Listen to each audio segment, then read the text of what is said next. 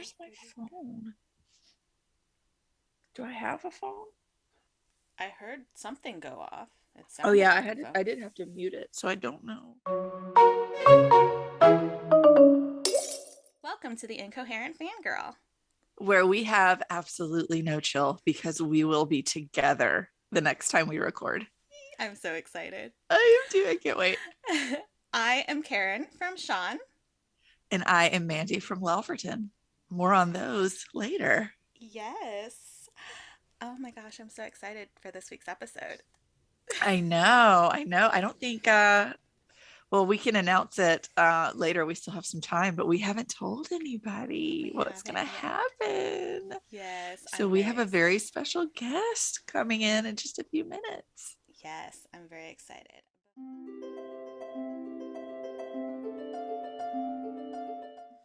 Did you have any fictional friends this week? Boyfriends, girlfriends? I did. I have a couple. So I have three. I watched Emma, Mhm. and we'll talk about that later. But Mr. Knightley, Oh yeah. oh my god, oh my god, I love him. I Yep. love him. I That's a good love one. him. He deserves so much better than that woman. Yep.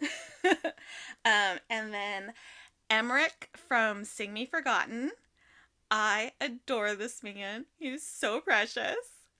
And also, I don't know if you will agree with this, but August from A Forgery of Yeah. Roses. Okay. Absolutely. I I was agree with like, that. He's mine well, too.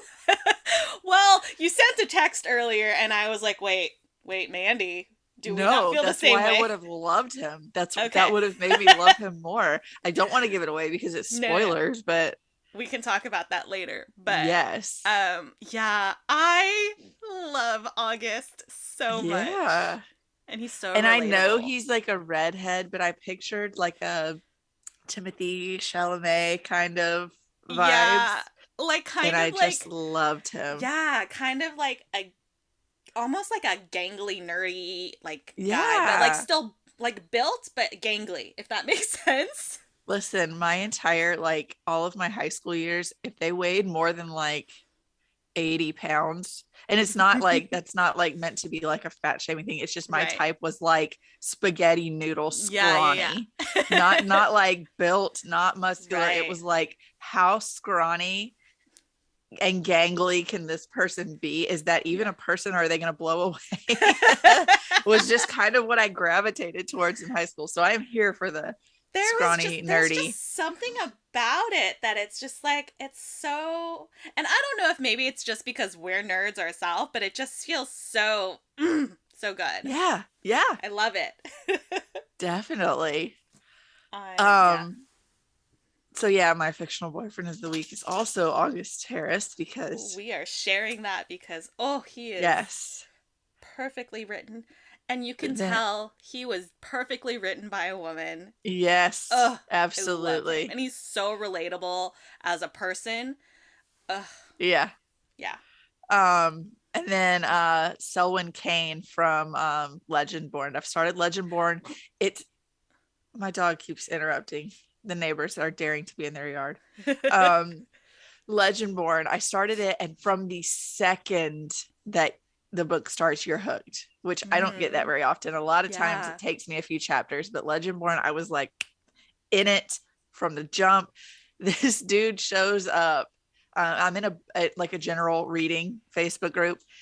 I'm in the first chapter. He shows up. He's like tall and dark hair and gauged ears and kind of like alternative style. And I was just like, I posted in that group, like, I'm in love with him, right? Am I in love with him? Because I think he said maybe 3 words. So he could be terrible, but I'm in love with I him. might be in love.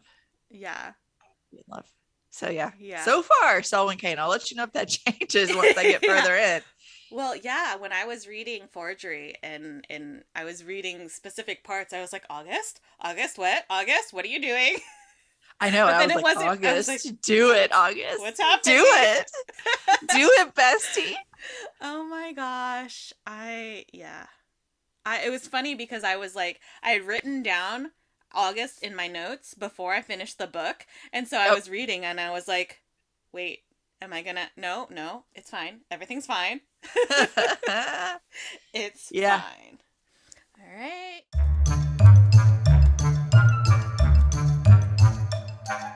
This All week in right. fangirling. What did you get into this week, Mandy? I got into Disney World. My mom and I, we had like a Disney bum rush kind of a weekend. We left on Saturday. What should have taken us, it should be 5 hours from my door to Disney Springs. Okay. Took us about 8.5. Um, just because of traffic. We saw it was thankfully on the other side of the road for us this time, but someone was pulled over with a flat tire. They just had a flat tire. They were there changing out their tire. It was one car, one person. So they're just on the side of the road changing a tire. It's a normal thing. Yeah. There was standstill traffic because of it that we passed for 14 miles. My mom counted What? for somebody on the side of it, 3 lanes of interstate, dead stopped because of one person off the side of the road changing a tire. I And that have was our whole never. drive. I will never allow anybody to make fun of Californians for not being able to drive in the rain ever again. Oh yeah, because Because it was that raining. is ridiculous. It was That is ridiculous. madness. Oh my We were gosh. so annoyed.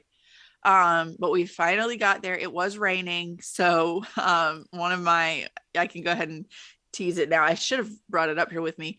We got to Disney Springs and bought these dog raincoats. They're like Disney dogs all over them, which is amazing because my mom is not a dog person, but even she loved it. Yeah. Um, we had dinner at the Edison, which was good. And then we just kind of did some shopping. And the next day we went to Epcot, which is my most favorite. Yay. I love Epcot so much. So we just spent the day eating. And when we first got there, it was freezing, which was, I mean, it wasn't freezing, but it was like 50s and windy. It's So cold of for course we Florida. had to buy Spirit jerseys, Of course. You're and obligated. sweatshirts. Yeah. Yeah. So I got a 50th sweatshirt. I mean, a 50th Spirit jersey. Um, and then of course immediately the sun came out and it was a perfect warm Florida day. Um, we did we rode the Frozen ride, which we haven't done before. Um, Mostly because it normally has an insane line, but now with because of all the little Frozen Right. girls and boys. So we got a Genie Plus lightning lane for it, and we sit down in our row, and I'm noticing all the signs that say you may get wet.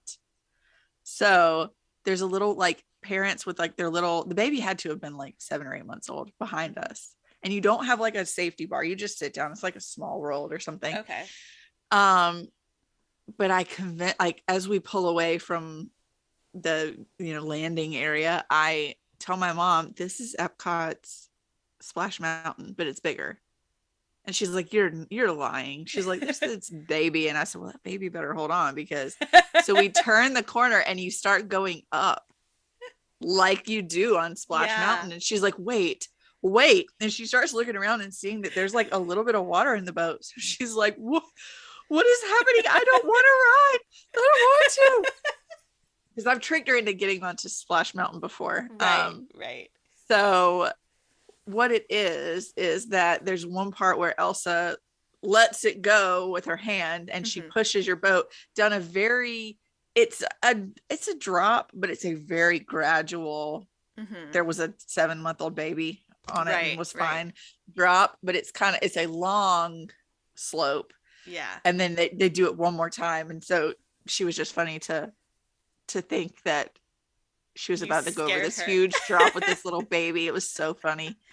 I love that. But I think my favorite part was my Spaceship Earth caught my mom and I being judgmental a-holes. I'll post it on our socials. So there was this girl in front of us in line, and she was taking at least 5,000,000,000 selfies. Okay. I just made that number up, but we're in line and she was like backing into my mom to get like selfies, like knocking my mom back. I'm not a confrontational person very often, but touch my mother and I will be. So she was like having to hold me back from saying like, listen, touch my mother again and I will open-handed slap you and be banned from Disney World for 10 years. Um, but I didn't. I just stood there watching her the whole time we're in line. We're in line for about 15, 20 minutes. She's just taking selfie after selfie. No shame. I love a good selfie. Stay in your bubble. Mm-hmm. We get into the part where you're getting on the ride. She's taking selfies of herself getting on the ride. Well, then we start going up into the actual spaceship Earth. Mm-hmm. It's pitch black. Like it's dark. Yeah. But she still has her phone out trying to get selfies. And we're like, what is going on? So we're staring at her and we're like, what are you doing? Why are you doing this? And Spaceship Earth takes the photo of you for your postcard at the end. And in it, both of our faces are just perfect. It's every time I look at it, I get like, I can't stop laughing. I just get these deep belly laughs because Spaceship Earth totally called us out for being judgmental. Well, you know what? She deserved it. She did. It was excessive. Okay. I love a selfie. It was very excessive.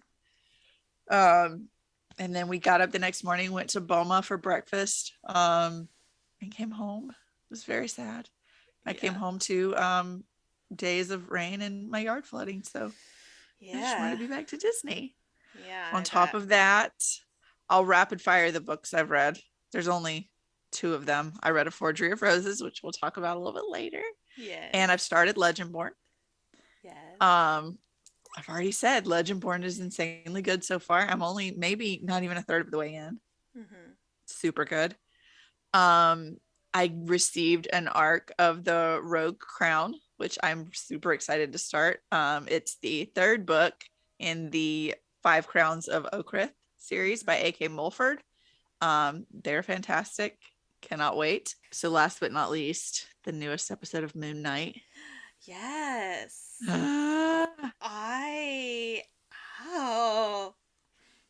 It's so good. So good. It might be closing in on one of the best. My favorite Marvel part shows of that episode is when, and spoilers if you haven't seen Moon Knight episode 2. Skip ahead.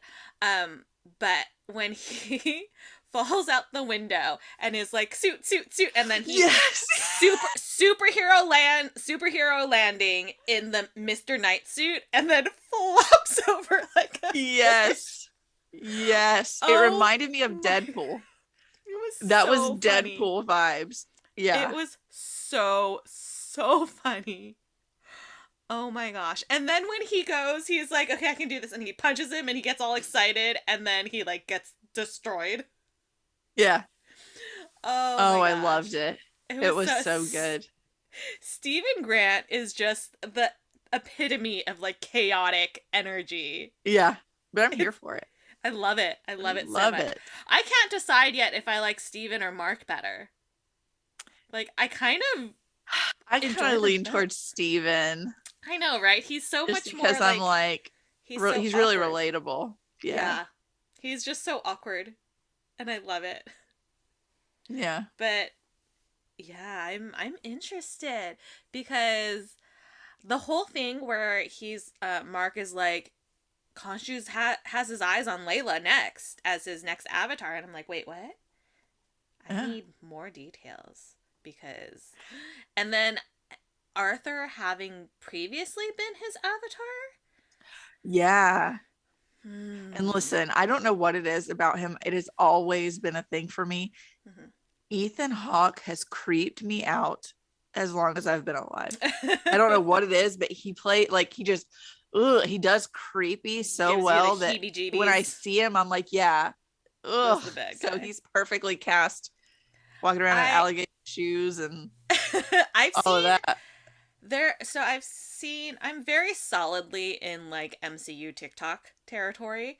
And so Yeah. I've seen a lot of people being like, there's like callbacks, like back in, well, first of all, the whole like Amit judging people for things they haven't done yet, like Yeah. taking them out before they're a threat, is the whole point of Captain America, the Winter Soldier, where they've got the helicarriers and they're like running this program supposedly to take people out, take threats out before they become threats, For even the though it ends up being oh Hydra trying to take out like Avengers, yeah. you know? But it's the similar theme. But it's all, I mean, that's Egyptian like lore too. Yeah, yeah. So that goes It's way it before. goes way, but it's a nice little like, and then I think somebody said in that same movie, when Steve and Nat are like trying to get information out of what's his name? The bald guy with the glasses. Why do I not remember his name? But he was a I don't Hydra remember it either. agent, and Oof. he was in a Hydra. He's the one like Nat pushes him off the roof of the building. Yeah. Like he's like, "Oh, Steve's not gonna do it," and then he's like, "You're right, I'm not, but she will." And then she like kicks him off the Yeah. building, and Yeet. Sam picks him up. But he mentions like something like Cairo, and that's where Mark slash Steve Yeah. end up at the end of the Wakes episode. up. And it's like, Also, can yeah. you imagine just like waking up right outside of the freaking pyramids? Like Oh my god. at Okay, this do point, we I don't know? even care how scared I am. This is Wait, is it amazing. is it Mark? Is it? It's still Mark though, isn't it? At the end of the episode, it's not Steven. Even Because still. he's, yeah. Well, I mean, obvious, I mean, but yeah, yeah, yeah. But I wonder yeah, now Steven's since still in the mirror. we see Steven in the mirror, if when they switch, Steven will like remember what Mark has done now. You know what Maybe. I mean? Because before he just had these gaps in his memory because he wasn't aware of the like multiple personalities. Yeah, But now he's like aware, he's there, he's in the mirror, so he's experiencing these things with Mark. that's Um, true. so maybe Instead of next just time, being asleep. right? So I find that fascinating. I'm really I do excited too. to see what happens next. Yeah, and Josh and I had like have had these like big conversations about DID now because of it. Yeah. Of a lot of people don't even know that dissociative identity disorder is a thing. So Mm-hmm. I think it's really cool that they're taking like real world things that real people deal with, and instead of saying this makes you different, this makes you weird, it's like Mm-hmm. you could be a superhero.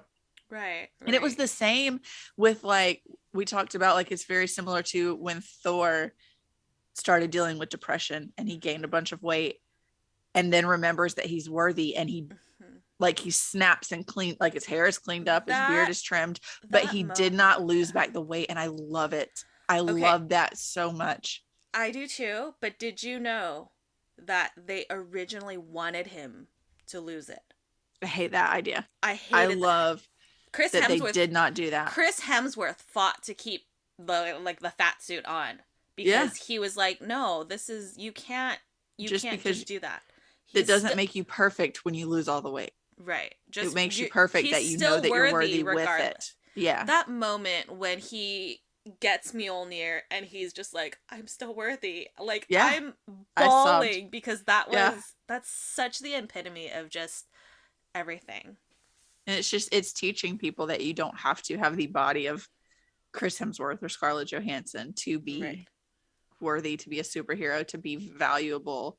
So and you can have mental illnesses like Right. DID, and it doesn't have to be Exactly. an illness. It can be empowering too, All right, what'd you do this week, Karen? I so last week I said that I was reading Love Boat Taipei. I finished Mhm. that and I finished Love Boat Reunion, the second one, and I am obsessed with these books. I hope that there's more. Um I told this to the author when I met her on Sunday that I wish there were books like this when I was growing up because it really just encapsulates like the Asian American experience and I Mhm. related to it so hard. I am very excited to see if there's more coming.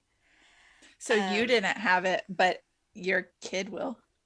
Yes, yes, I So love that's that cool. That's a cool so thing so to much. have, to know Yes, that and that she's she will have these kind of books. yeah, and she's gonna grow up in the world where there is an Asian superhero, multiple, Yeah. on like Marvel screens. So I'm very Yeah. excited about that.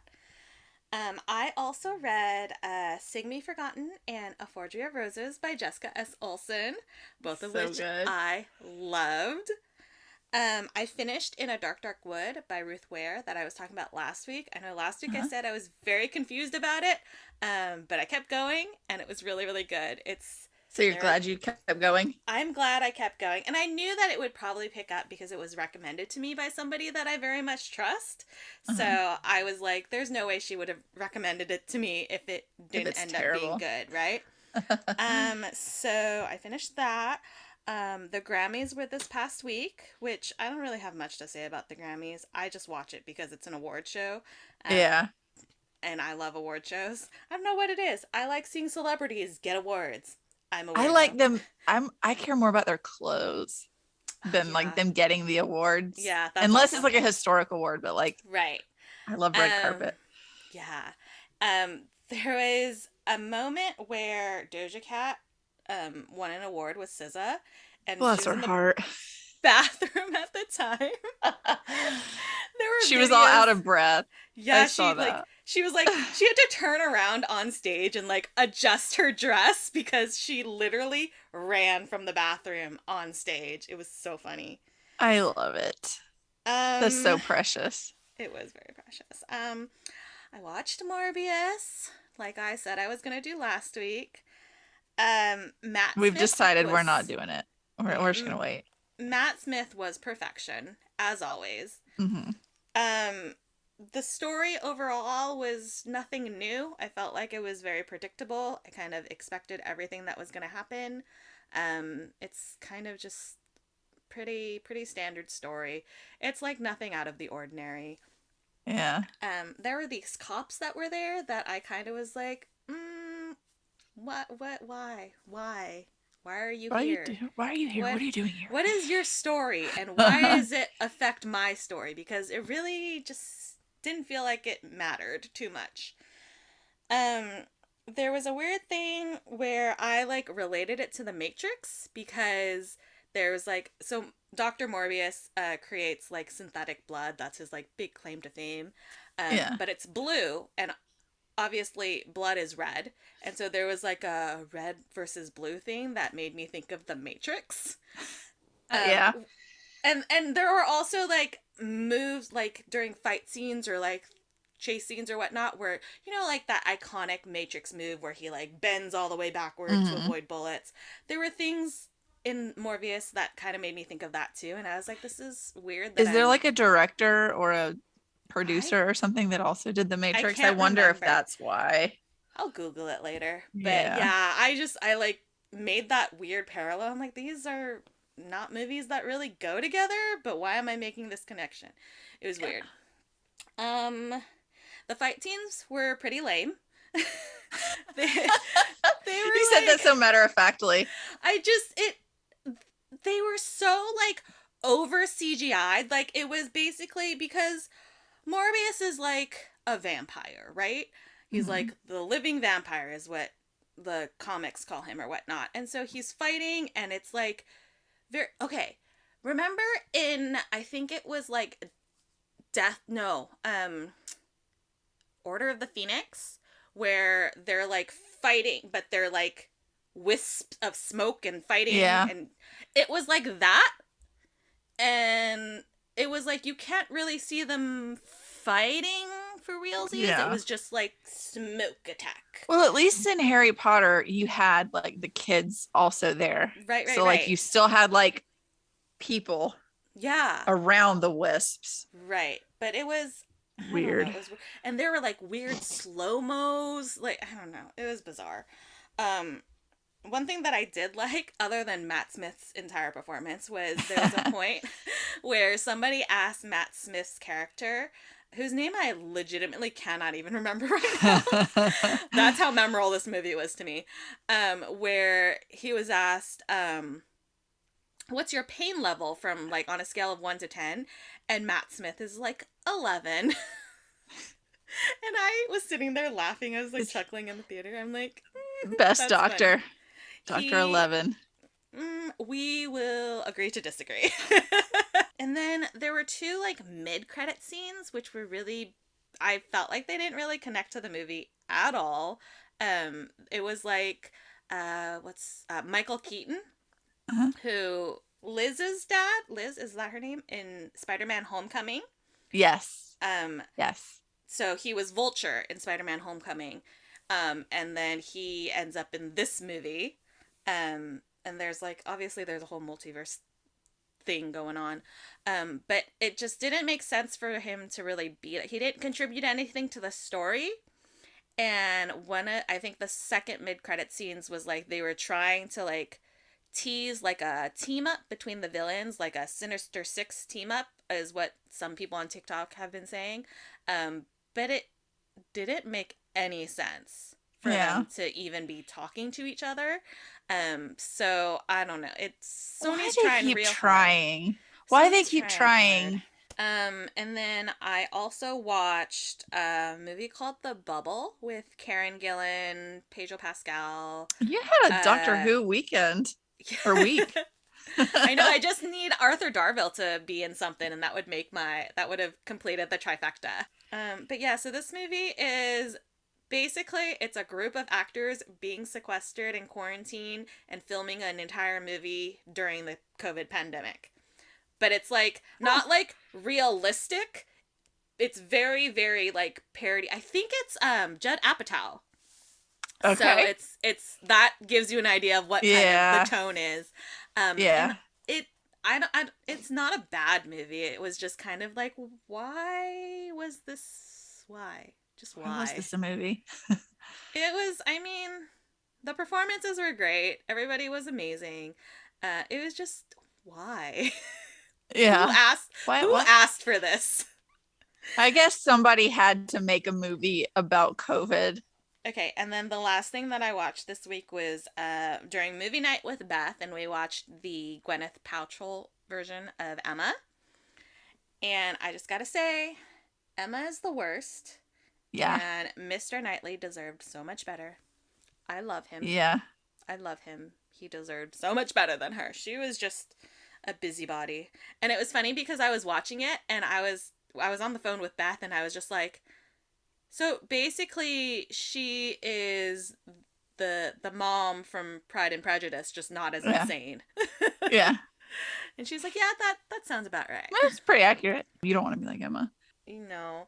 I'm told that in the book she has more of a more character development where she actually does honestly get better at the end. Yeah.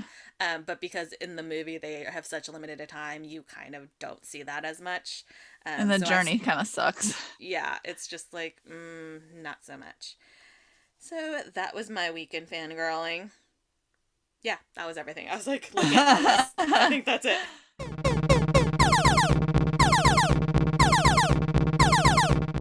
And that sound means we have an intruder alert. Intruders.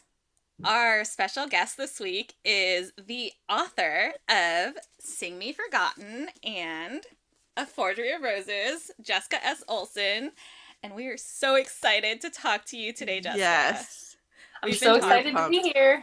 We've been talking about this for ever since I confirmed that you would do this. We were so excited.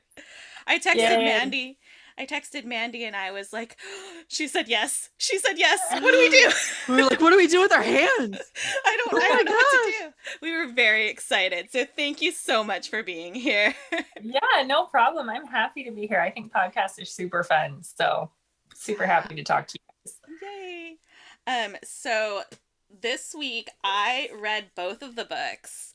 And I have words for you, ma'am. Oh, yeah. Sorry. But first, I just want to know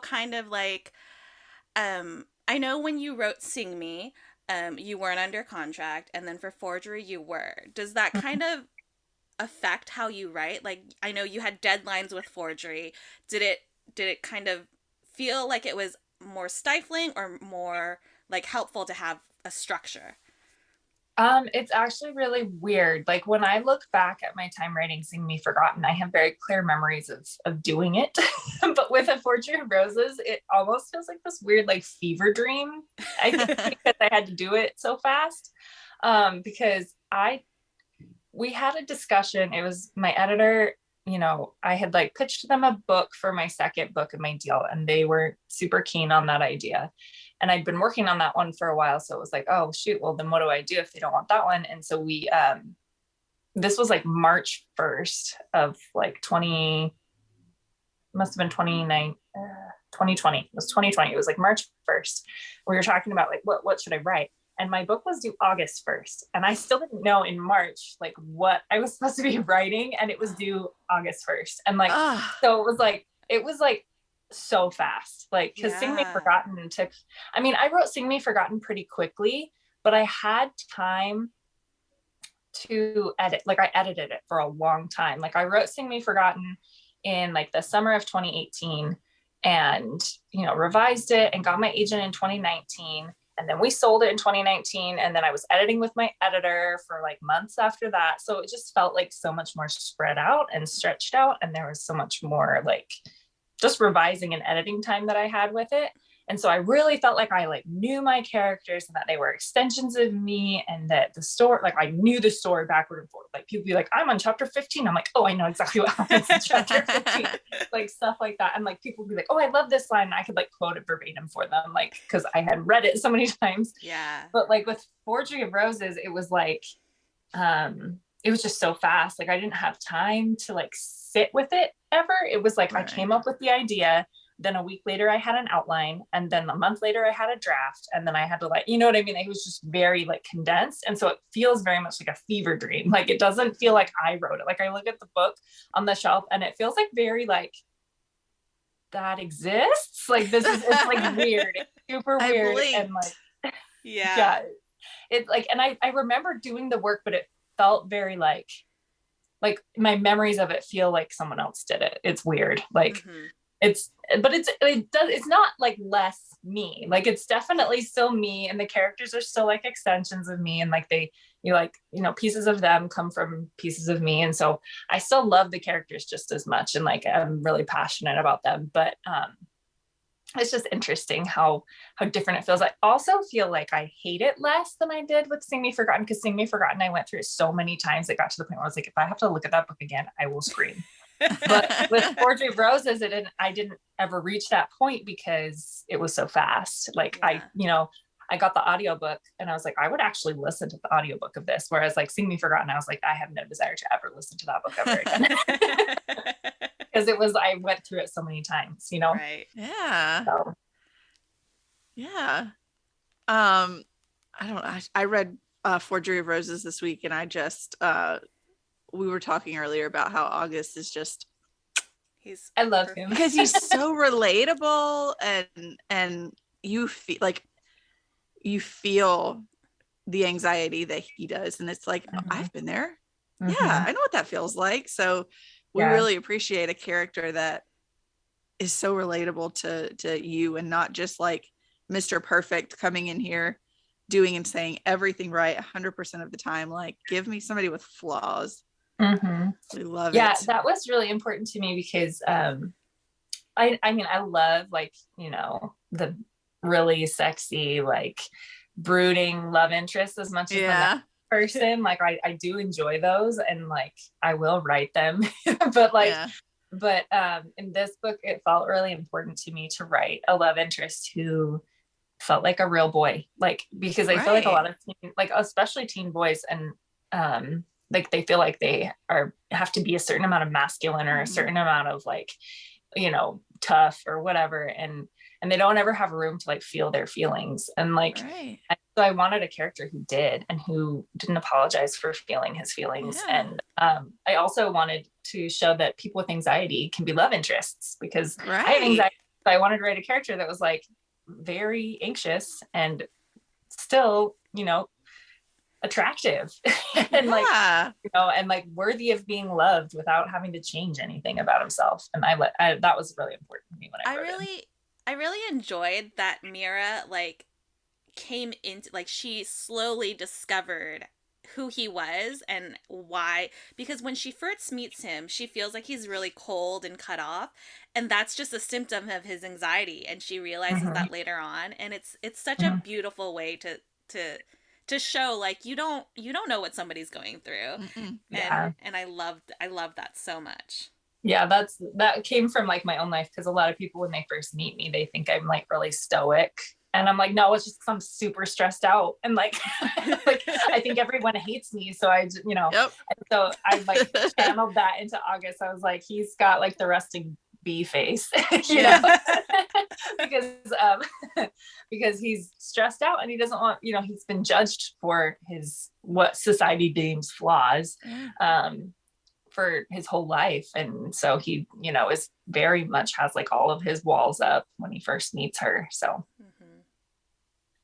yeah, we do a segment on our podcast we call Fictional Boyfriend of the Week. And both of us were just like, August Harris, 100%.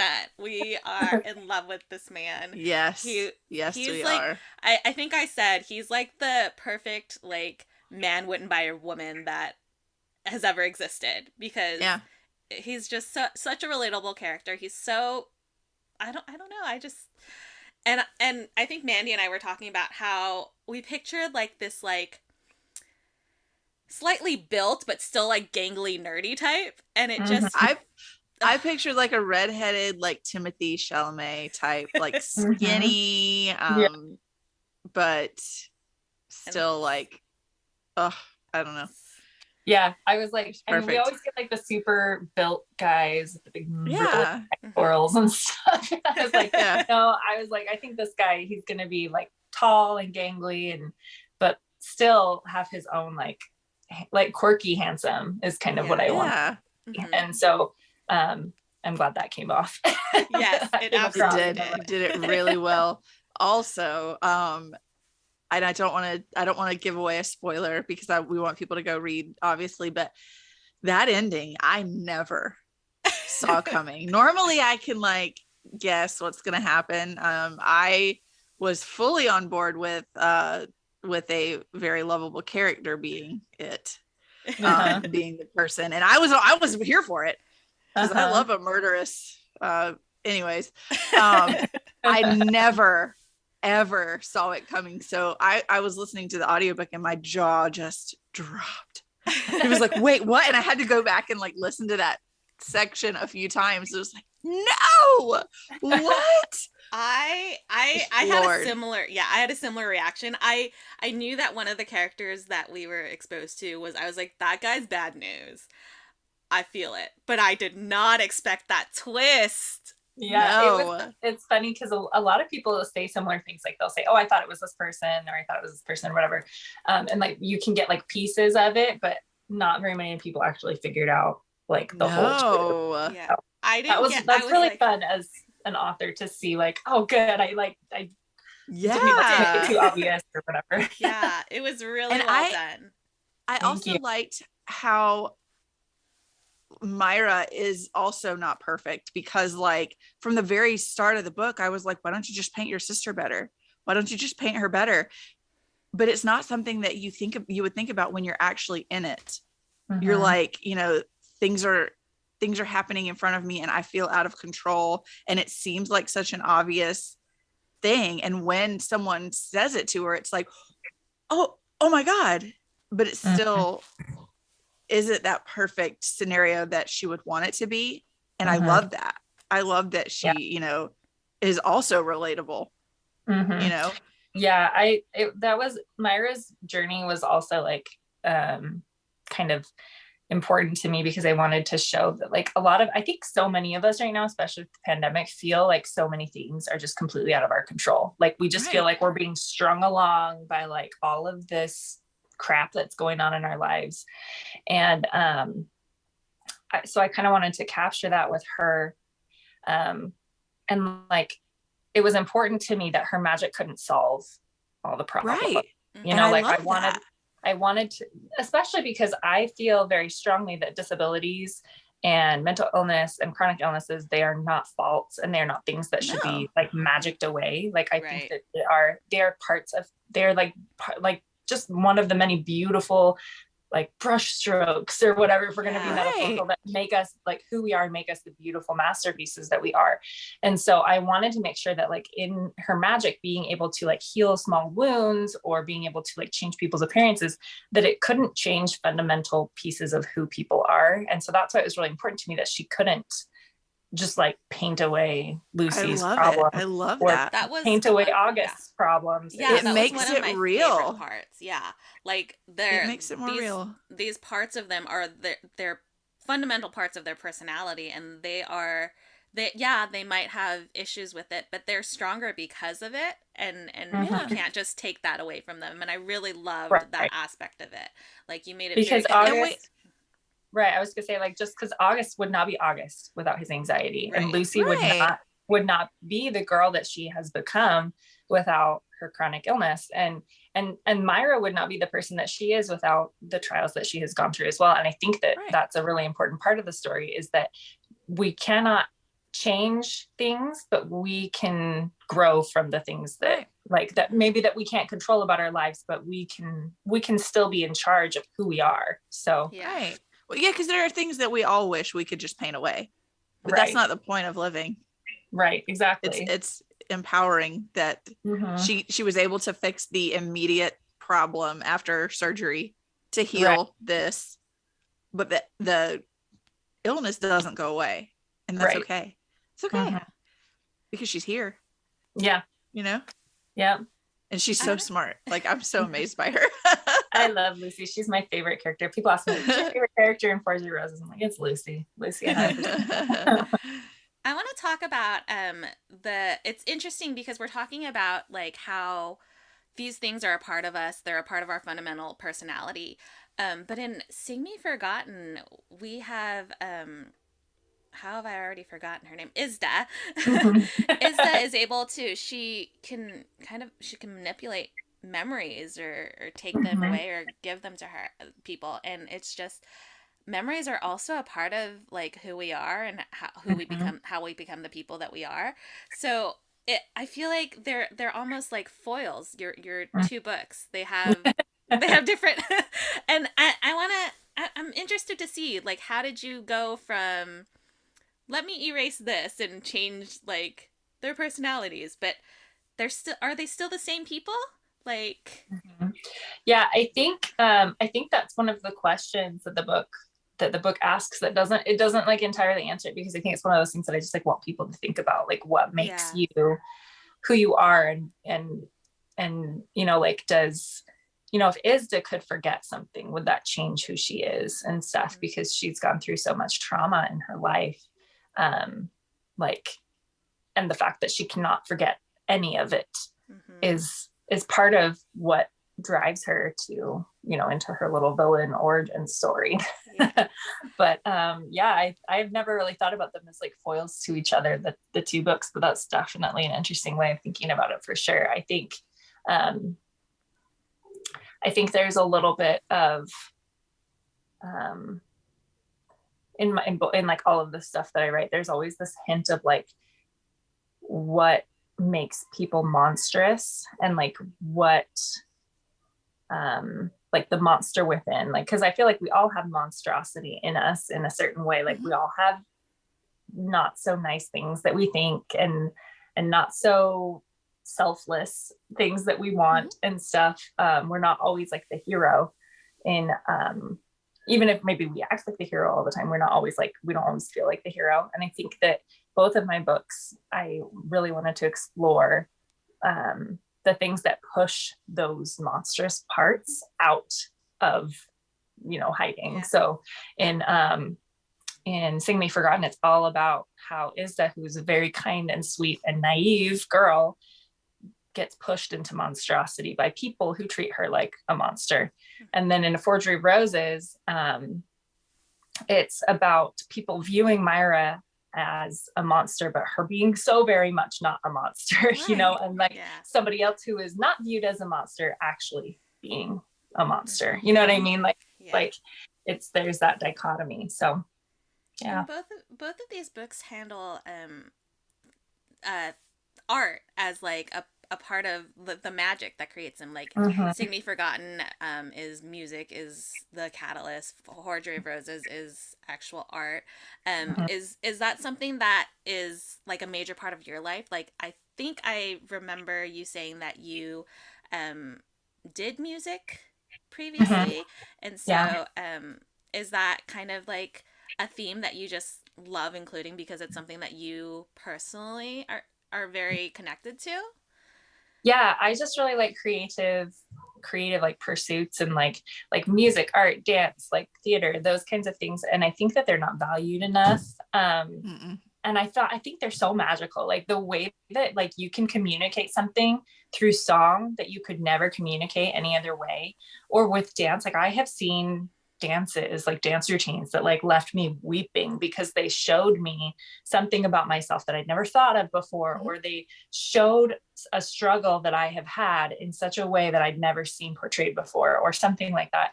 I think that magic is real in those kinds of things. Like it's a way that we connect to each other that is just like it's like on a different plane. And so for me, it was really fun to explore that with like making it into a magic system in both books with music. I have a background in music. I play the flute and the piano and some organ, and I did singing and stuff. Oregon. Yeah, not a Ooh, ton. that's I've tough. never been like super formally trained. I mostly just like dink around on it and stuff. And I've played it for church and stuff, but it was just, music was such a big part of my life growing up, and writing too, which I also think is another art. And so, Absolutely. so yeah, it was just, for me, it's just like a natural extension of what art is. Like, I think it's magic. So I wanted to I show love that in a magic system. Yeah, I love that. Yeah, it's such an interesting way to explain magic that I wouldn't have thought of. That I'm so glad you did, because That was so fun. It so was fun to often play with. magic has to like come out of your hand or like be a spell or a word, but Mhm. to be paint Yeah. or Yes. music notes, like I love it. Yeah, it was fun. I wrote down notes. I watched your Instagram live with Kim. Oh yeah, I I think it love was Kim. last week. You guys were adorable. I loved that entire conversation. We're like really close friends. So I was like, this is probably going to get a little off the wall, but we're going to go with it. I loved it. One of my favorite parts of that live was you. You said words are not my thing, and I sat there laughing for so long. I was like, "Ma'am, you are a writer. Seems like they might Words be. are absolutely your thing." Written words are my thing. Spoken, it depends on the day. I feel like that's the August in you. Like he was able to write out how he feels, and I watched that live, and then I read Forgery, and I was like, oh, that's her. That's a piece of her. I love that. And that's like a thing in his in his arc, is that he realized that he can use, because he's a good writer, and he realized he can use that to communicate in ways that he couldn't, he had never thought of before. And I was like, that's how I get things out, is I write books. Like that's how I communicate myself to the world, because other ways are a little bit trickier. So it was fun. Absolutely. Let's see. Karen's the more organized one of us, by the way, if you can't tell. Notes. Okay, so both of your books have these cute little like decorative hedges at the start of each chapter, which I haven't really seen on anything. Was that like a choice that you made specifically for the books because they're so artsy? The books themselves are pieces of art, and you're adding more art into it. Like, what was the thought process behind that? I actually didn't know that they were going to do that. It was something that my publisher just did. And I think that my publisher does a really good job of like trying to capture what's in the story on the cover and in the pages and in the design. And so I think that they were really purposeful about trying to pull the border from like Sing Me Forgotten and the border on Forgery's cover and put that through on the chapter headings, just so that it was like really cohesive and like reflected the artistic nature of the story. But actually it wasn't me at all. But I loved it when I got it in the mail. I was like, this is perfect. Yeah, I I opened Sing Me Forgotten to read, and I saw it on chapter 1, and I was like, oh, that's a cool way to start the book. And it was like every chapter, I'm like, okay, I really like this. Yeah. It's very cool. Yeah, it was a surprise to me, and I was very pleasantly surprised. That's nice that you can still be surprised by something that's still Yes. your work. Yeah. Yep.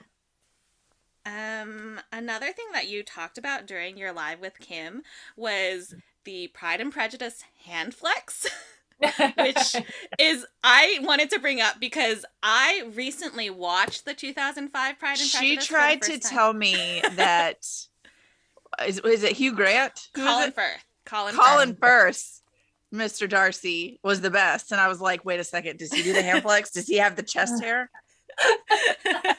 Mandy's very passionate about the hand flex. I'm very passionate about that hand to flex. put it in my notes because you guys talked about it.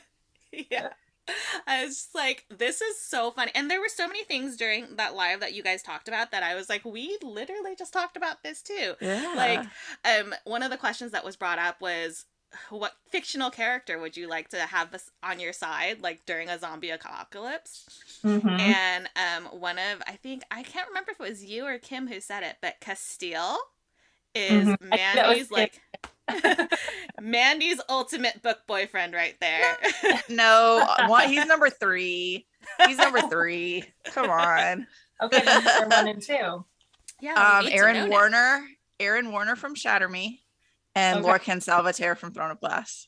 Nice. Yeah, that was one of my questions. I text Karen this morning. I was like, I have to know like her book boyfriends, book girlfriends, whoever. Yeah. Like, who's like your like top 3? Oh wow, this would be hard. People that I haven't written, because Emmerich is like my favorite. He's like modeled after my husband, so like he's one of my favorites. But if we're talking about people who are not that I haven't written, I really love Kel from Darker Shade of Magic by V.E. Schwab. I love him. Like I would die. I would take a bullet for Kel. Trying to think who else. This isn't a book. Hard. This isn't a book, but I'm obsessed. That's okay. I'm obsessed with Damon Salvatore. Like, I mean, it is a book, but I love the TV version from Vampire Diaries. Mm-hmm. Damon Salvatore. Like, I would marry him probably if I wasn't already married. And I was a Klaus girl. I love Klaus too. He's up there too. I love Klaus. Yeah. And let's see who else. I love Matthias in Six of Crows. Yes. Yes. I just think his naivete is so cute. Like it's so cute. They're like making jokes about swords and he has no idea that they are like not talking about swords. Yeah. He's so endearing. You just want to like come here.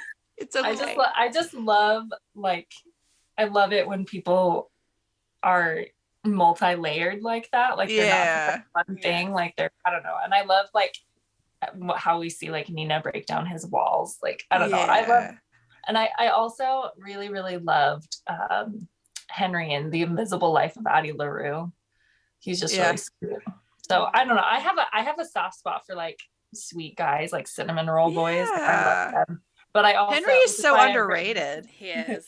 Yeah, and that's why like both of my books so far have featured cinnamon roll love interests. Yeah, but they're I also the best really kind. I think they are. I just like want to like snuggle them up in my pocket, like put them in my pocket. Yes. Yeah. So they're just too tender for this world. That makes me think of my absolute favorite sweetheart, Ansel Diggory from Serpent and Dove. Yes. My heart. I love that man. I'll never get over it. Ansel's one of my favorites. Ansel is one of my favorites, and there's just a hole in my heart where he should be. Mm-hmm. Speaking of Serpent and Dove, I feel like Reed is very similar to Matthias now that we're like talking about them one after the other. Like that's very true. Like very like straight-laced, like kind of like very literal and like big brooding warrior but completely oblivious. But like, exactly. I love that. I heard that you did a year of study abroad in Paris, in France.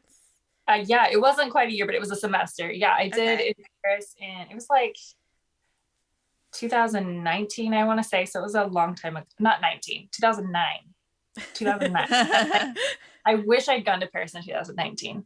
No, it was 2009, and it was just a semester. But yeah, I lived with a host family, and I got my minor in French in college. I was originally actually a French major, but it was just funny because everybody would be like, oh, what's your major? And I'd be like, oh, I'm majoring in French. And they're like, so what do you want to be like when you're done with school? And I was like, oh, I'm going to be an author. And they're like, then why are you majoring in French? I was just like, because I want to. So I ended up switching my major to English and getting an editing minor. But then I had so many credits from being a French major for so long that I just like automatically got the French minor. So, but yeah, so I did a study abroad and lived with a host family. It was like a 10-minute walk to the Eiffel Tower. It was really amazing. That's I'm so cool. jealous. I want to go back so bad. I'm like, okay, I just need one of my books to go like mega bonkers bestseller in France, and then like I could like go do a tour there or something. Yes. I feel like one of those pipe dreams I have. Yes. Yeah. We're gonna manifest. It's gonna happen. I mean, both my books have sold. Like both my books are being translated into French. Like they both sold to French publishers, but it's just who knows how they'll be received. But they're going to be amazing. I can't wait to read it in French. I'm very excited. I loved it, and I feel like some of that French influence is in Sing Me, because we've got some of that, and I love that. I don't know what it is. I love something about like a mix of like culture and language in a book. It just feels fun. It feels more authentic in a way, because that's just kind of how the real world is as well. Yeah. So I love that. Yeah, it was really fun. It was kind of like Sing Me Forgotten was kind of my like love letter to music and to Phantom of the Opera and to Paris. I love that it's like inspired by Phantom, but it's still its own separate story, and it's got its own world. I love that. Thanks. Yeah, that was really important to me, that like even people who don't love Phantom like I do, or who haven't seen it maybe, could still read and enjoy the book. So my twin nieces they were about 10 or 11. They watched the Gerard Butler Phantom in music class, and one of them came home and she was like, I just hate this. I fell asleep. And I was like, get out. Get out. You can't stay here anymore. What are you talking about? How dare you? This is magical. I'm actually not like a super huge fan of the movie like version with Gerard Butler, but like I will die for like seeing it on Broadway, or like the 25th anniversary Broadway recording with Sierra from In Armlou. Like I would die for that. Like I love those so much. I mean, I like the movie all right, but I think that it's just what they were watched is what they had. And so it was like we don't speak ill of the Phantom of the Opera. We do not speak ill of the heathen child. Curse you. So you've said that both of these books are standalone. However, could you do more? Because I need more, Jessica. I need more. I need some characters to get what they deserve. The ending of both. I feel like even though they're standalone, the ending of both of them kind of leave you open to revisit if you wanted to. Yeah. So Sing Me Forgotten, like, Sing Me Forgotten 100%. Mandy hasn't read Sing Me yet, so okay, I will not. But Sing Me Forgotten 100%. I wrote for it to be a standalone, and I feel like the ending, I feel like it would cheapen the way that I ended it if I told you what happened next, and so and I wanted it to just be like kind of this hopeful ending that you get to choose what you think will happen next based on what happened in the book. But A Forgery of Roses, I have like a whole series in my head. And like but it's most like it was sold as a single book, and whether or not publishers want to buy future books in a series depends entirely on how well the first book sells. So like if A Forgery of Roses took off and people really loved it and were clamoring for more, then I might consider pitching the sequel ideas to my publisher or whatever. But since right now it's just a standalone, and you know, I have other books I want to write. Like it's not on the in the plans right now to like pitch those ideas, but like I've had so many people DMing me asking me like Yeah. the book came out being like, I need a sequel. So I'm like, maybe I might have to. I don't know. Like I have so many ideas for where the characters would go next and the next mystery that they would solve and everything. But it would You hear that, people? Go buy.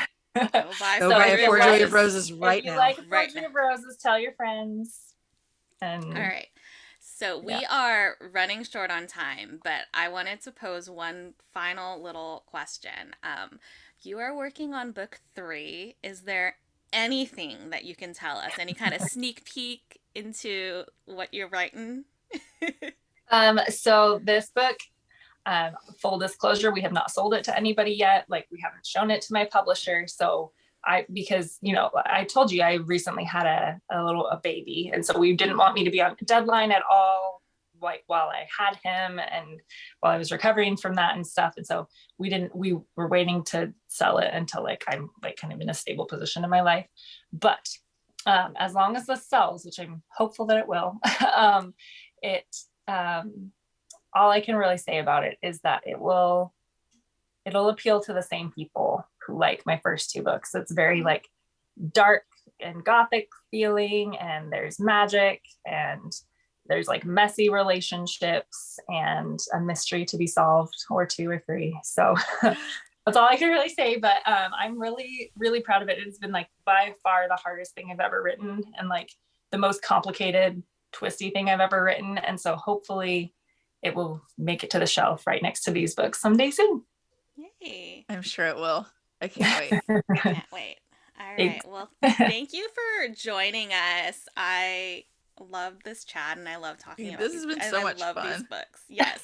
It's been so much fun, and I love these books. I want to read them again already. Like I just finished them. So thank you so much for joining us and spending some of your Saturday with us. We really appreciate it. Yeah, thank you so much for having me and for reading and supporting my book. That really means so much. Yes. We need you to go kiss your baby from their incoherent aunties. Yeah. Oh, will do. He gets kisses all the time. Sorry, that's my phone. My bad. That's okay. It's a very incoherent moment here. Yep. Alrighty. Well, enjoy the rest of your Saturday. Okay, thank you for joining us. All right. Bye. Bye. That was awesome. That was so much fun. She's so down to earth and like just like a regular person. Oh my God, it's a human. Yeah, it's like being. Sometimes you like build up these like people that you like know of, like authors or celebrities or something, and you're like, they're so like larger than life, and it's just like, no, she's just a regular person. It's like authors. She had excellent taste in. She had excellent taste in book boyfriends. Yeah, you guys. She and I were like right level. There. Yeah, I love that she's just as like nerdy as us. Yeah, like it was so much fun to be able to just talk to her about like just fun fangirling things, as well as like little book things. But like it was fun. I enjoyed that. Yeah, I'm so grateful that she like said yes to do this. I know. Gave us some of her time. That is really cool. It was very sweet of her. That was so much fun. Now to get Amber. Yes. Amber D. Lewis, we're coming for you soon. You're coming next. This is going to be our little clip where we post it to social media and be like, Amber, we're coming for you. And tag her and everything. There's nowhere you can hide. We won't find you. That's creepy. We just want to be your friends on our friend on our podcast. That's all. We're not hang creepy. Out with us, please. Well, I spent a lot of money this weekend or this week. Where did your money go, Mandy? Oh, my money went to the Walt Disney Company. So my mom and I went to Disney. And when we got to Epcot the morning that we were there, it was really cold. It was like in the 50s. So, and it was really windy. So of course we had to buy Spirit jerseys. Right. I think I've already mentioned that. in this episode, but that was money. I know I talked about the doggy raincoats. I got a Starbucks 50th tumbler for Walt Disney World's 50th because it's going on right now. My dining room is where 3 of my dogs like eat in their crates because they're kind of super territorial about their food. They're not mean, but they would like, one would finish and then go get in the other's bowls. But George Bailey, my Yorkie, he's the smallest and he eats like just out in the house. And so his dog bowls are right next to the dining room, which is Haunted Mansion themed. And they had Haunted Mansion dog bowls. So I got him, they say, feed me, foolish mortal. So I got him those. I got some Ratatouille kitchen decor because my kitchen right next to my Haunted Mansion dining room is Ratatouille themed. I got an orange bird sipper, which I posted on my personal social media. And it's funny because it's like up on a shelf in my library. And if we ever show, like, if you become a patron and we start showing these, you can see him. He's kind of up. And I'll have to post this video of my husband last night because he was playing video games. And I was just kind of sitting here reading, and we had like the lamps on, and the angle that orange bird is at on my shelves, it looked like and the lighting, it looked like he was just glaring down directly at my husband, like murderously. And so I was like, dude, you better watch your back. Like, if he can get down from there, he will kill you. You posted that picture of you with your sipper, and you said something about like besties, and I was like, I'm coming for you, orange bird. I will fight that bird. How dare you? But he's so cute. You would love him when you saw him. I know, he's cute. I got some souvenirs like for my niece. She's 3, so I had to bring her some stuff. I got her this little like Ratatouille set that has like the knife and the Velcro together fruits that you can cut open. And I love those. Little cutting board. Yeah, it's really precious. And it has like an apron and a hat and a little Ratatouille, a little Remy that can sit on her shoulder. I ordered, so my Kindle case on the way home started coming apart. So I didn't pre-order it. I like custom ordered it. I think they're called Clever Cases on Etsy. But they like custom make a Kindle case. And like you can put like a specific quote inside. I can't really remember what I put. I think I put the quote from To Kill a Mockingbird where it said, "Before I feared I would lose it, I never loved to read. One does not love breathing." And on the spine I put "She reads" because it was very like small. Yeah. So it was like, this is what she reads. And then I also ordered a personalized signed copy of Book Lovers by Emily Henry, which is going to come out soon. I have to send you a link for that. Send me that link because because we love her. She wrote People We Meet on Vacation and Beach Read, which I read at the beach. I haven't read Beach Read yet. I own it. I bought it, but I haven't read it yet. Oh man. So listen, it's on my shelf. Where'd your money go, Karen? Oh, my money. I bought more Funkos because that's who I am as a person. Technically, it's a personality trait. Technically, though, I bought all of these before this last week. They just all came in at the same time. So I pre-ordered this a while back, and I got Bucky from Infinity War with his magical hair that makes him a Disney princess. I love it. That is my favorite iteration of Bucky. White Wolf Bucky is forever the best. And the vibranium arm is, I love it. And then last week while we were recording, my doorbell rang and this was delivered, but I couldn't show you because obviously I was recording. Yeah. But I got my Scarlet Witch comic cover Funko. That is so super cool. I really like this. I can't wait for all the other ones to come in. I'm very excited for them. And I got my Marvel Collector Core box from freaking January. They're so behind on these. They need to do better about that. But so this one is Disney Plus themed. And so there's a little decal that is Jimmy and Darcy, who deserve their own spin-off show. Like, I know I'll be surprised if they don't get one. I know they're doing like House of Harkness, but like I need an X-Files type show with these two. Yeah, like a buddy cop. Oh my gosh, it would be Kinda. amazing. It would Yeah. be amazing. There is from Hawkeye a little Trust a Bro Trust a bro. pin. I thought that was so funny. The shirt made me laugh when I opened it. It says, "I'm not single. I'm saving myself for Thor." But wrong brother. Yes, but it's still funny. It's definitely the wrong brother, but it's funny, especially when you think about who says it. Yeah. And then the two Funkos that came with it are Wanda with the Darkhold, which is, it's the same mold as there's like a plain one, but this one is like a shiny red version. Mm-hmm. And then we've got Dancing Zemo. You can see he's legitimately dancing. I love it so much. I like looked at it.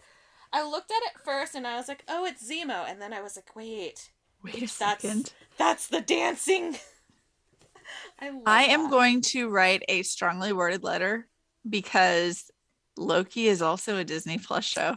I know. Where's the representation of Loki? He's not there. The little card only lists those 4. And at first I was like, maybe it was before. But no, Loki's smack dab in the middle. He's right in the middle of that. I don't... There better be a Loki box coming.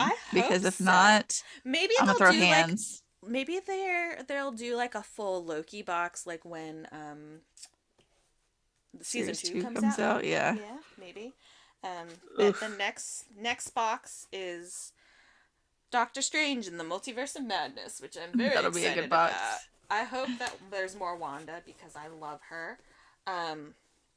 But so that was the Multiverse of Madness box is technically March, and then so they're behind. It's the March box.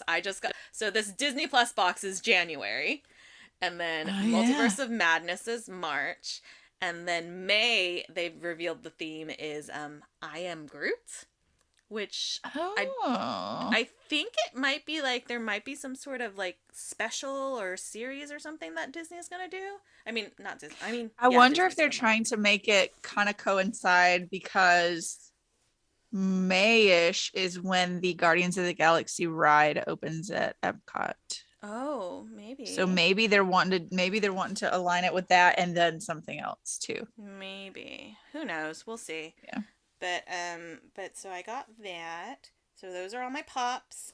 I did, and I got the I don't know if you've seen the Amazon exclusive. They have like the original 6 Avengers in that scene in the first Avenger movie where they like are posing and looking around and they're standing in a circle. So they released that as like a series of 6 pops, and I just got the last one, which was Black Widow, and I put it all together and it looks so cool. I'm like staring at it right now. It looks so cool. And I took a video that I sent to Sam at Grimoire Tea, and I was like going around and I was singing like the Avengers theme song. And she texted me. She responded. She's like, "It's the singing that does it for me." Yeah. And I was like, "Yes, this is who needs a score? Proof that I will be the next American Idol," which is a dead lie, but it's really funny. So I'll text it to you later. And they also did a similar like 6 series pops of the shawarma scene at the end of the first Avengers movie. Hey. Which I thought was really funny. So I got Iron Man this week. I'm waiting for Black Widow and Thor to like kind of go down in price a little bit, and then I'll probably order those, and then I'll have that complete set too. So that'll be fun. And then my copy of Last Night at the Telegraph Club came in, and I'm really excited to start reading that. And again, last week when we were recording, my doorbell rang, and my copy of A Magic Steeped in Poison and A Forgery of Roses was delivered. So I got those this week as well. Did I buy books? I did buy books. I ordered, somebody was selling the Fairy Loot edition of these Violent Delights. So I bought that from somebody. And I also ordered Only a Monster and Once Upon a Broken Heart, the Owl Crate editions from their website. I entered a giveaway on Instagram, and I won a free box of the February box of Novelty Chess, the book and tea subscription.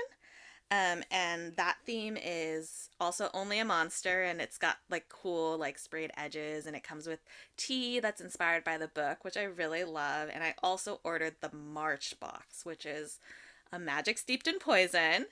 And That's they such a just good name revealed, for a tea box. I I know, I love love that. it so much.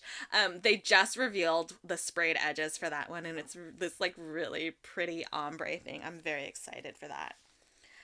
And I also ordered the Mickey Mouse Main Attraction Collection Month 3, which is Mad Tea Party themed. And I received some stuff from our sponsor. Here comes the nerd. Yay. I got my Patreon for, what month are we in? This is April, so March, I think.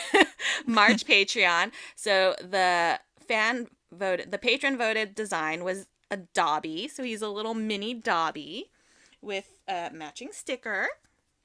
And then the Knick-Knack Club, which was artist design, is the Black Widow sisters, the cosplaying kittens, Black Widow sisters. So you've got Nat and Yelena as Joanna's cats, Riku and Tifa with the matching sticker. They're so freaking cute. I'm obsessed. Beauties. And then I'm on the highest tier, which also gives you a super secret special edition limited edition pin, and this month it was Chica from Pokemon, and she's so freaking cute. Beauty. And glittery. I love the glitter. And I also received, and I haven't actually unopened this package yet, but I ordered from a small shop called Taylor Joelle, and they do like these little tutu dresses, like character dresses based on different Disney characters. And I showed you, and I think I talked about it previously, where I got Mirabelle and Isabella. But I just got Louisa, who's my favorite. But I'm like waiting until I have time to open it and hide it from my daughter to surprise her with it. So it's still sitting in the package.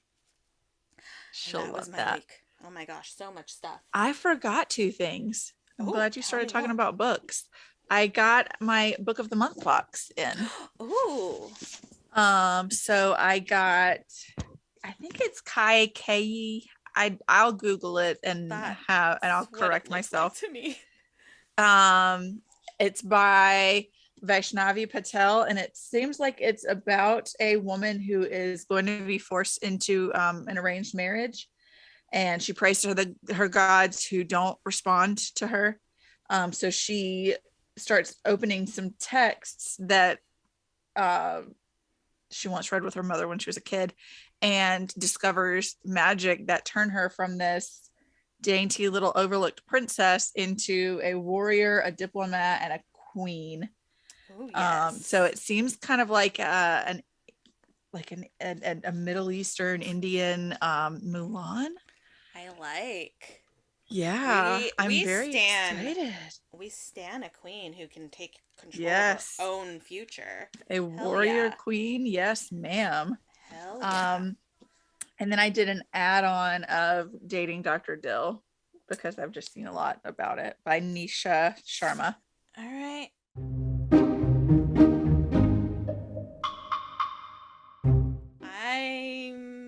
What are we anticipating, Mandy? I am anticipating you getting your butt here. I'm so excited. So as of today, we have 8 days until I fly as to of Georgia. Recording, yeah. So when this episode releases, in 2 days after that, I will be on a plane to Georgia. Be on a plane. I'm so excited. I hope you're ready. The weather can't decide what it wants to do here. It's been like spring. 70s, really nice. And then yesterday when I was out shopping, it felt like early December. So it was like really cold. So I was telling you when you were posted a video about the flooding in your yard, and I was like, I don't have rain boots, so it can't rain. And then I was like, I'm a Californian. We don't get rain. So wherever I go, there won't be rain. I hope. Yeah, we're manifesting that it won't. But then I was also thinking last night, because it doesn't rain there, like, what if there's just a normal thunderstorm? Is it going to terrify your kid who's like a California kid? No, she doesn't like getting wet, but she'll cozy up indoors with, Yeah. so she'll be fine. It's not going to Probably. rain. We're going to manifest No, perfect it's not gonna wait. It's gonna be weather. lovely spring weather. Yes. Just be ready for the pollen and the dog hair. It's here. Yes, I will be ready. The other thing that's happening this week, so 3 days from today, where we're recording, will be Scar's Alex story and An Arrow to the Moon are both releasing. So we're very excited about that. By the time this episode comes out, they will have been out for 4 days. They'll be out, and we'll have expected some comments. You have no excuse for not having read it. Nope. I do have to tell my funny with that. Our friend Amber is who wrote and who is writing the Fire and Starlight saga. And she posted a few days ago that she had a delay in receiving her paperbacks that she had to sign to get out for the release on the 12th. And so I went to comment to say, listen, I was fortunate enough to get an ARC. I've read it. So feel free to hold mine back so that somebody else doesn't have to wait. If you have some, just put me at the end of the line. I'm fine to wait. It's just, going to be on my shelf. Well, I went at the last second before I posted it, and it wasn't in my email. Like, I could not find that I had ever ordered it. And so it was like, there's no way I didn't order this. Like, I am like a fangirl, like an Amber D. Lewis fangirl. So I comment and I'm like, Amber, I am so happy that you posted this because I apparently I didn't order it. So Karen texts me making fun of me about how I somehow forgot to order it. And right after that, I went immediately went back and I ordered like a bookmark set, or it was like a blind set that she has of like stickers and bookmarks. And she messages me and she's like, Mandy, you were one of the first people who ordered this. Like, when it went up, you ordered it on January the 6th. Like, I'm looking at your order. Do you want me to cancel this? And it was like, no, I don't. Like, I'm not ever going to like cancel an order from an author, but especially not an indie author. Like, I would never. Right. So it's just, I will have a copy to go with my autographed books section, and then one to go just on my fantasy shelf with, because I have an unsigned copy that I wrote in, just notes and highlights. So I can put one with it, one on the other section. It'll be great. Just oh my gosh, scatterbrained. So scatterbrained. I was like, there's no way that how did you, I know, of all people, not order this all book? People. And see, I am dying for it to be the 12th and for everybody to get their books, because other than our friend Autumn, I haven't had anybody, and Amber obviously, but you don't want to like, I mean, I loved everything about it, but like, you want people who aren't the author to talk about it too. I could not word there for a second. I had like a complete mental block right then. Your brain melted. So I'm excited. Yeah, I glitched. So I'm excited to have more people to talk to about it, because I've been holding everything in since February. So angry with you. I'm just dying. I can't wait. I'm so excited. They've shipped both shipments. Yes, I'm so excited. I got my tracking and I was like, Mandy, my book's coming. I'm so excited for it. I'm hoping that both of them show up like really soon, because I have that virtual event with Emily X. Arpan on Tuesday, which is technically release day. But if I get it before, I'm going to read it. And so then when I can sit on this stream, I can be like, I feel more connected because I know what, like, specifically what you're talking about. Yeah. So I'm really excited for both these books to come and to talk about it and just live in these magical worlds. I know. I'm so excited. We fully expect some feedback. Yes, please. Because when you're hearing this, they're both out. They're both out. So if you're reading read them.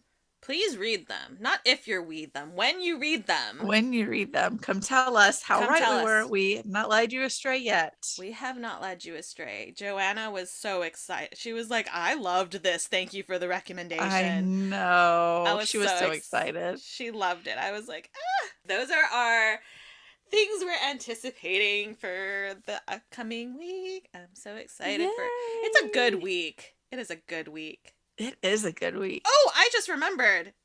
I have one more thing that I'm anticipating. I'm going to see Rent tomorrow on stage. Yay! I'm so excited. I've never seen it live. I've only ever seen the movie, which I do enjoy the same. movie. I know some people, don't enjoy the movie. I liked it. It was fine. When it's what you have, it's what you have. Exactly. So I enjoyed it. But it was funny because I was watching like TV with my daughter and a commercial for like Rent comes on and I turned to her and I'm like, do you want to go see that? And she looks at me like, what even is that? I'm like, child, it's a musical. Rent. It's Rent. How do I explain Rent to you? I can't. Yeah. Just do you want to go? And she's like, okay, fine. Like it's some great burden to her to go have some culture, Awful. You're the worst. She's the worst, Burr. I say that to her all the time. Anytime I'm just like, you're the worst, Burr. And she'll yell at me. She's like, I'm not Burr. It's my favorite. It's my favorite thing. So I'm really excited. We're gonna go. It's a matinee showing, so she won't fall asleep like she did frickin' during Hamilton.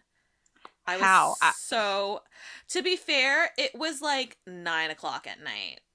And she is a small child, so she like got through like 3/4 of it. But we've watched Hamilton on Disney Plus like a million times, so it's not like she was missing. Just like, didn't care. She was just like very tired and like fell Poor asleep. thing.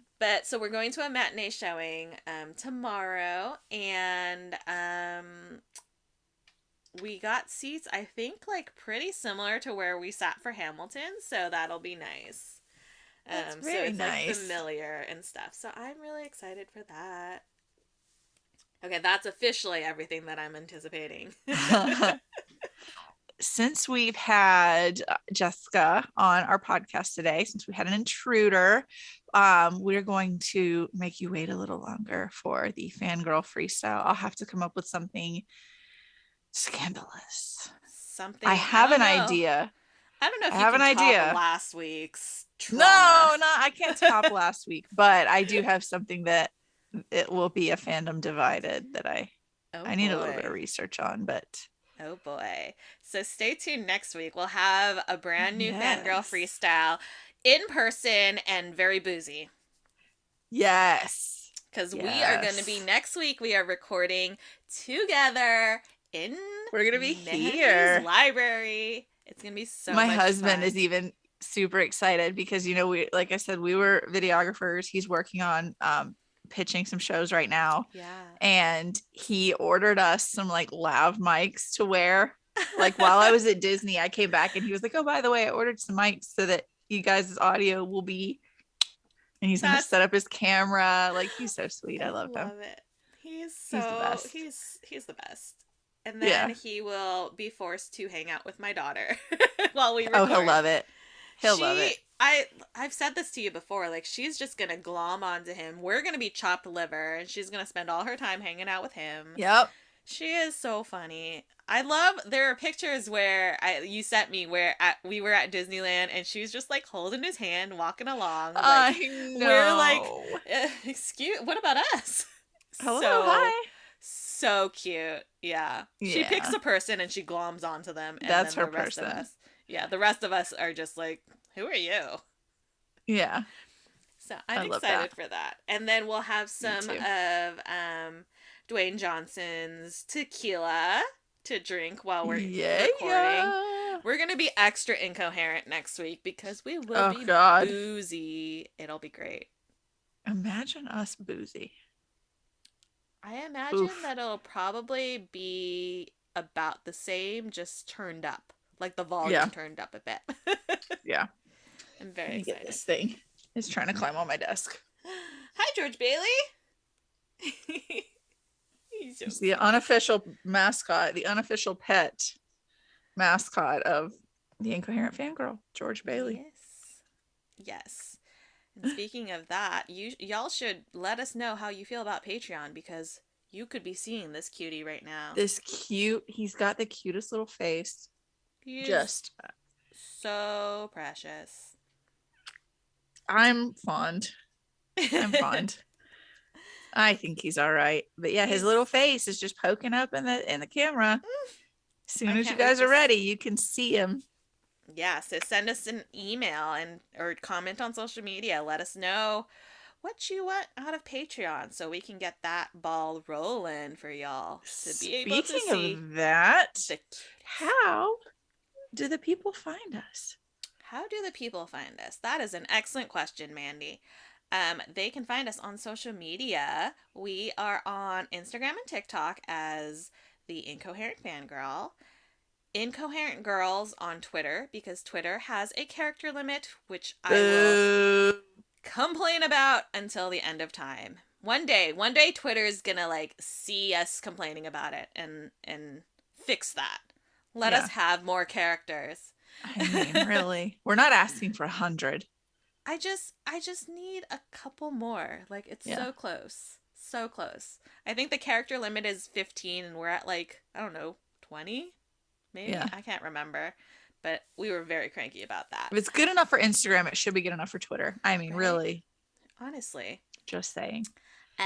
Like us on Facebook, The Incoherent Fangirl, or visit our website, theincoherentfangirl.com. We don't have much. We have every episode is linked there, so you don't have to go hunting around to different streaming services. If you don't want to, you could just stream it on the website if you're so inclined. Send us an email at theincoherentfangirl@gmail.com. We love to hear from you. Tell us what you loved about the episode. Comment on things we've said. If you have suggestions of things that we could talk about, that'd be fun. Or if you doesn't have to be our fangirl freestyle. It could be if you have a topic especially for the freestyle, something you think is controversial or you want our opinions on. Yeah, we're very opinionated, okay? Yeah.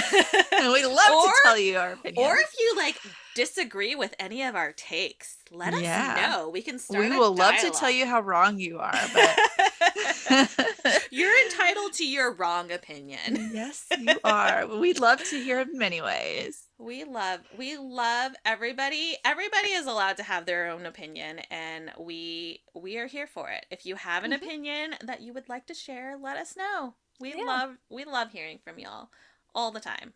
We're Ravenclaws. We like to hear what people think. We do, yes. If you enjoyed the podcast, follow, subscribe, whatever it is called on whatever platform you are listening to us on. And leave us a review. We love to read those. We almost cried when we got that first review. We really did. We freaked out. It was did you see? Leave us a review. It would make us so happy. So happy. What else? Oh, we have a YouTube channel that has every episode so far. It's just audio. Because we're saving video for Patreon. If you want Patreon, let us know. Send us an email. Yeah. Tell us what you want. Things. Tell us what you want. What you really, really want. Oh man. We're also products of the 80s, children of the 90s. So. Yes. Very, very true. What else we got? What else? I can't think of it. We have some coupon codes. Yes, I always forget the coupon codes. I am the worst representative. You're not. We can, you can visit our sponsor, Here Comes the Nerd, at herecomesthenerd.com.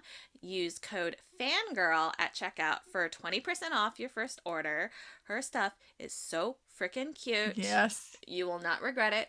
It is. So cute. They're so high quality. Speaking of Here Comes the Nerd, her Pokemon round is coming soon.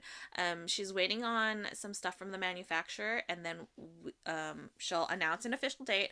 As soon as there is an official date, she will post about it. We will post about it everywhere we can, so you will know about it. If we have time before the podcast airs, we'll talk about it on the podcast as well. We will let you know when these Pokemon are coming. I promise. Yes. And Mandy's code. Did you say the code Fangirl? I did say Fangirl. Did I completely miss that? You completely missed that. What the heck? heck? Oh my goodness, Mandy. Okay. I am just incoherently delirious today. You're on brand. You're very on brand. I'm on brand today. Okay, so I have a code for us for Once Upon a Book Club. I haven't read another one since Circus of Wonders, which I know I showed off on the podcast, but they're fantastic boxes. If you use code Mandy10 at checkout, you get 10% off. Just yes. Mandy10. Yes, and it will be very much worth it. The gifts are adorable. They really are. The books are great. A lot of times I'll open one of the gifts and I'm just floored at how cool it is, and it's something that you wouldn't expect to get in a sub box. So it's a lot of fun. I was on the website the other day. I was like, should I order some stuff? I feel like I want to order some stuff. And that was the Incoherent Girl. My gosh. We are so incoherent. That's the best name we could have ever given ourselves. It really is. Have we talked about how we came up with that name yet? I don't think we have. Well, stay tuned for next week and we'll let you know. I'm knocking my microphone off in a rush to put it on my notes to remember this. Oh my God, that was perfect. That's the perfect way to end this episode. Yeah. Just knocking the mic over. All right, well, it is on my notes. We love you. Thank you for listening. We love you so much. Bye. Bye. We are sponsored by our friends at Here Comes the Nerd. Pins, stickers, magnets, and more. Here Comes the Nerd has happy art for all fandom-loving hearts. New customers can use coupon code FANGIRL during checkout for 20% off their first order at HereComesTheNerd.com. Coupon applies to ready-to-ship items only.